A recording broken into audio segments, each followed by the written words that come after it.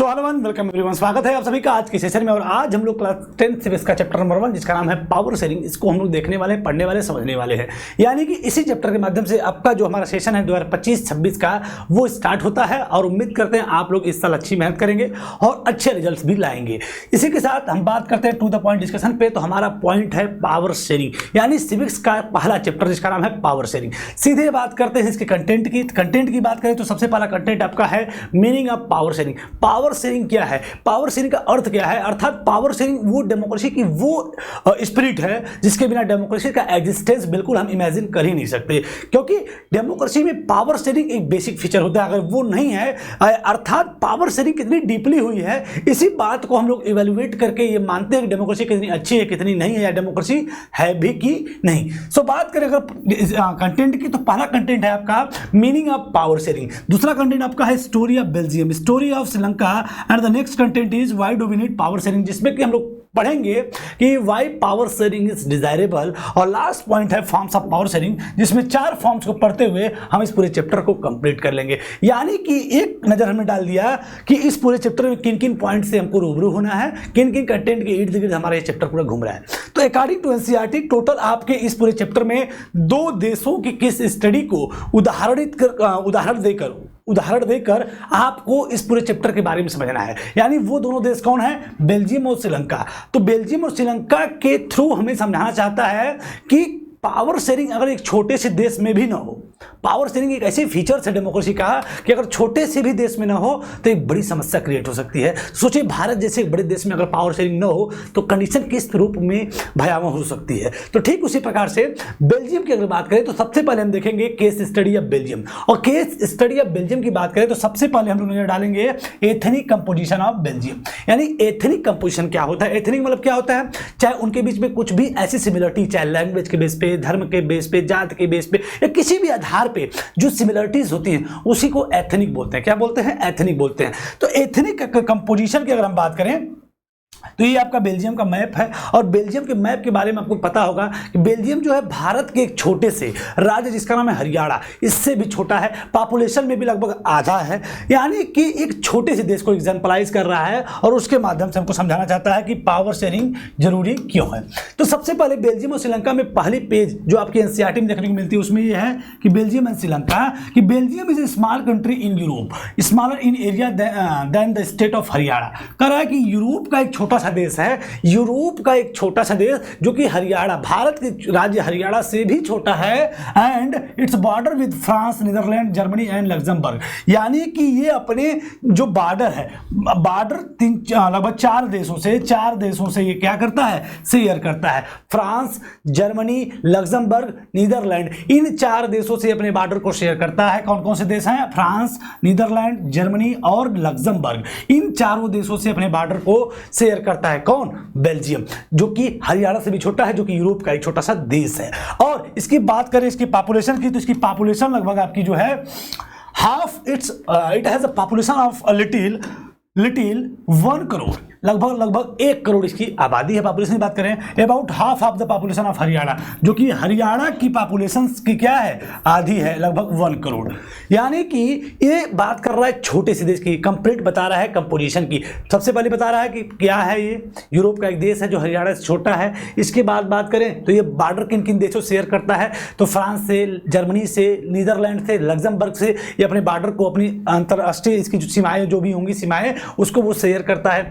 इसके बाद ethnic composition की अगर बात करें तो बहुत ही ज्यादा कॉम्प्लेक्स है। इस देश का जो एथनिक कंपोजिशन है बहुत ही ज्यादा कॉम्प्लेक्स है। यानी कि अगर पावर शेयरिंग की अगर बात कर दें तो आखिर किस तरीके से करें, और एक ग्रुप को हम करते हैं तो दूसरा ग्रुप एलिनेशन फील करता है, दूसरे ग्रुप को करते हैं तो फर्स्ट ग्रुप करता है। तो आखिर how can we share power, इस देश में कैसे हम पावर को शेयर करेंगे। इस देश के जो लीडर्स हैं उनके सामने एक बड़ी चैलेंज था कि इतनी ज़्यादा विभिन्न प्रकार की डाइवर्सिटी होने के बाद हम कैसे इस देश को एकजुट करके लेके चलें। यानी आखिर वो डाइवर्सिटीज़ हैं क्या, वो डिफरेंसेस हैं क्या, एक नज़र डालते हैं उस पर। अगर बात करें बेल्जियम की, तो बेल्जियम के बारे में लिख रहा है आपका कि फ्रांस में अरे बेल्जियम की बात करें, वहाँ के एथनिक कंपोजिशन की, करा 59% lives in the Flemish region and speak Dutch language. Flemish region, Wallonia region, दो रीजन आपको पता होने चाहिए। ऊपर के जो क्षेत्र हैं इनको हम बोलते हैं फ्लेमिश रीजन। क्या बोलते हैं? ये जो ऊपर का क्षेत्र है इसको हम फ्लेमिश रीजन बोलते हैं, और जो नीचे का क्षेत्र है, ये जो नीचे का क्षेत्र है इसको हम बोलते हैं वेलोनिया रीजन। क्या बोलते हैं? वेलोनिया, इसको हम बोलते हैं वेलोनिया रीजन। ये आपका जर्मन रीजन है, यानी कि उसको 3 रीजन्स में बांटा गया और बेसिकली 2, एक आपका जो है फ्लेमिश रीजन और एक है वेलोनिया रीजन और एक आपका जर्मन रीजन। यानी कि हम समझ चुके हैं ये जो रीजन्स कौन है, क्षेत्र कौन से हैं। अगर बात करें कि 59% लोगों की, तो 59% लोग जो है फ्लेमिश रीजन में रहते हैं और कौन सी भाषा को बोलते हैं? Dutch language. बाकी बचे 40% लोग रहते हैं किस रीजन में? वेलोनिया रीजन में, एंड स्पीक फ्लेमिश लैंग्वेज। बड़े इत्मीनान से अगर आप समझेंगे तो पूरी चीज़ें आपको समझ में आती जाएंगी।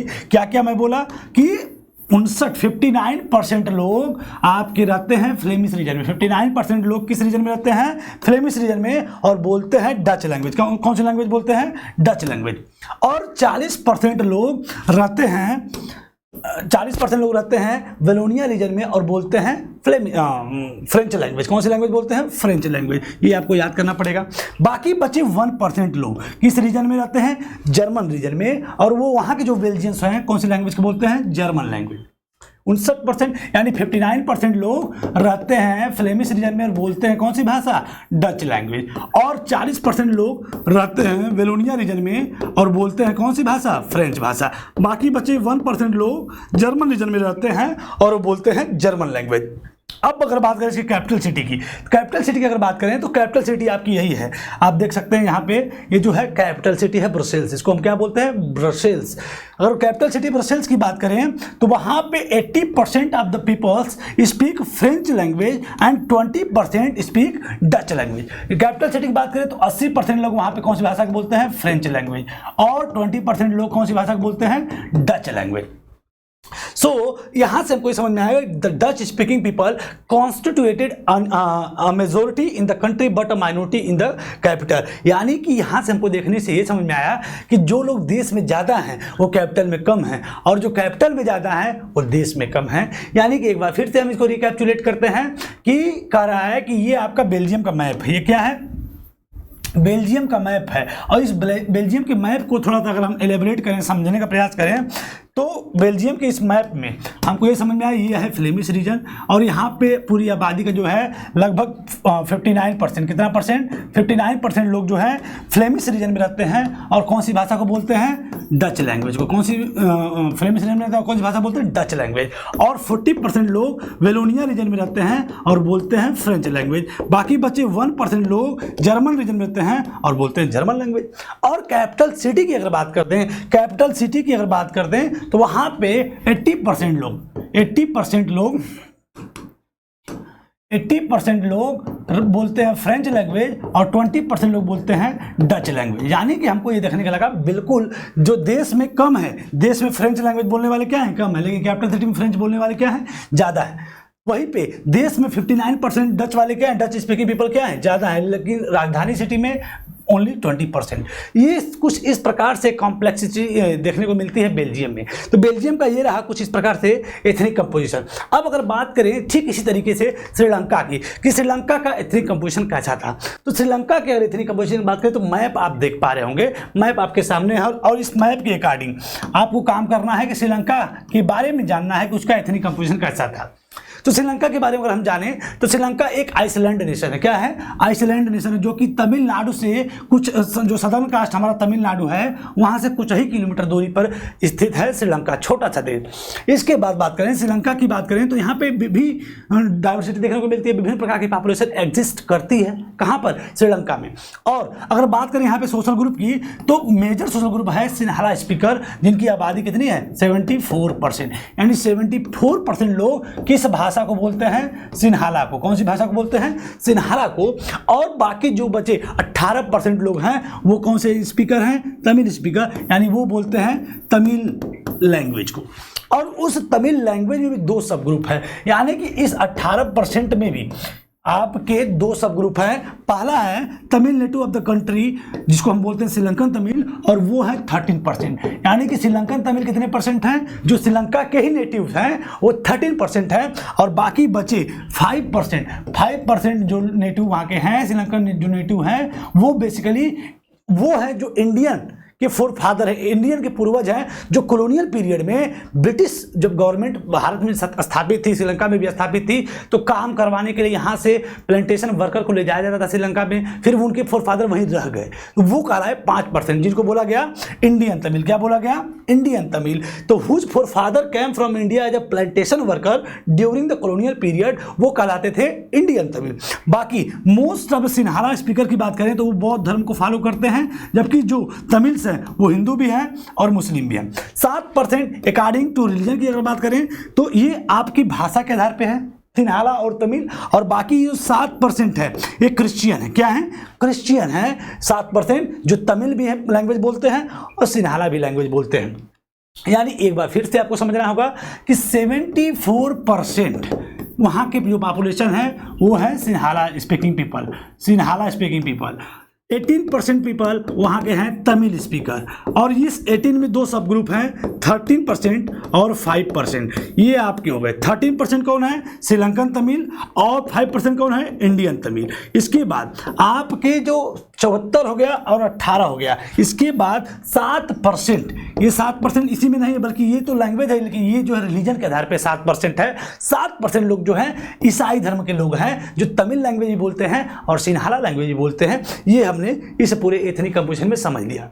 यानी कि आज हमने देखा कि जो एथनिक कंपोजिशन है बेल्जियम का और श्रीलंका का, वो क्या क्या है। इस पूरे पॉइंट को हमने आज के सेशन में देख लिया। एक बार फिर से रिकैपिटुलेट करते हैं कि अगर बात करें बेल्जियम की, किसकी बात करें? अगर बेल्जियम की बात करें तो बेल्जियम के एथनिक कंपोजिशन में देखा, बेल्जियम जो है हरियाणा से भी छोटा है और श्रीलंका भी हरियाणा से छोटा है, दोनों हरियाणा से ही छोटे हैं। और श्रीलंका एक आइसलैंड नेशन है और बेल्जियम भी एक छोटा सा देश है। जो अगर बात करें उसके एथनिक कंपोजिशन की, उसके बॉर्डर की, तो पहली बात तो यूरोप में एग्जिस्ट होने वाला एक देश है। इसके बाद वो हरियाणा से भी छोटा है। उसके बाद हमने देखा कि ये 4 देशों से अपनी बॉर्डर को शेयर करता है, फ्रांस, नीदरलैंड, जर्मनी और लग्जमबर्ग। इन 4 देशों से अपने बॉर्डर को शेयर करता है। ठीक है। इसके बाद यहाँ पे बात कर रहा है 2 रीजन्स, एक आपकी है फ्लेमिश रीजन और एक है आपका वेलोनिया रीजन। फ्लेमिश रीजन में 59% जो लोग हैं वो कौन सी लैंग्वेज को बोलते हैं?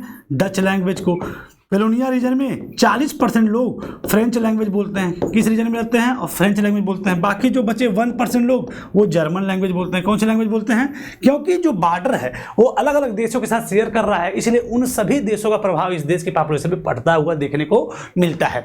तो इस प्रकार से कुछ एथनिक कंपोजिशन बेल्जियम का है। इसके बाद अगर इसकी कैपिटल सिटी की बात करें तो कैपिटल सिटी ब्रुसेल्स की बात करें तो 80% पीपल जो हैं फ्रेंच लैंग्वेज बोलते हैं और 20% पीपल डच लैंग्वेज बोलते हैं। यानी कि यहाँ से हमको ये समझ में आया कि फ्रेंच जो देश में 40% है, यानी कि माइनॉरिटी में है, कम में है, वही फ्रेंच जो कैपिटल सिटी है उसमें 80% यानी मेजोरिटी में है। और जो डच देश में ज़्यादा है 59%, वो कैपिटल सिटी में मात्र 20% है। यानी कि अगर किसी एक को भी देश के आधार पे या कैपिटल के आधार पे अगर पावर को डिस्ट्रीब्यूट कर दी जाए, उसके साथ पावर की शेयरिंग मैक्सिमम रूप में कर दी जाए, तो दूसरे वाले के अंदर फीलिंग ऑफ एलिनेशन आ सकती है, जिसकी वजह से डिस्ट्रस्ट और टसल और साथ ही साथ कन्फ्लिक्ट क्रिएट हो सकता है। तो कुछ इस प्रकार से कॉम्प्लेक्स कंडीशन थी कहाँ की? बेल्जियम की। और उसी तरह श्रीलंका की बात करें तो श्रीलंका कुछ तमिलनाडु के साधारण कास्ट तमिलनाडु से कुछ ही दूरी पर स्थित एक आइसलैंड नेशन है। इसकी बात करें तो यहाँ पे 74% पीपल जो हैं सिन्हाला स्पीकर हैं, सिन्हाला लैंग्वेज को बोलने वाले हैं, और 18% लोग आपके तमिल स्पीकिंग पीपल हैं। और इस 18% में 2 सब ग्रुप हैं, एक 13% और एक 5%।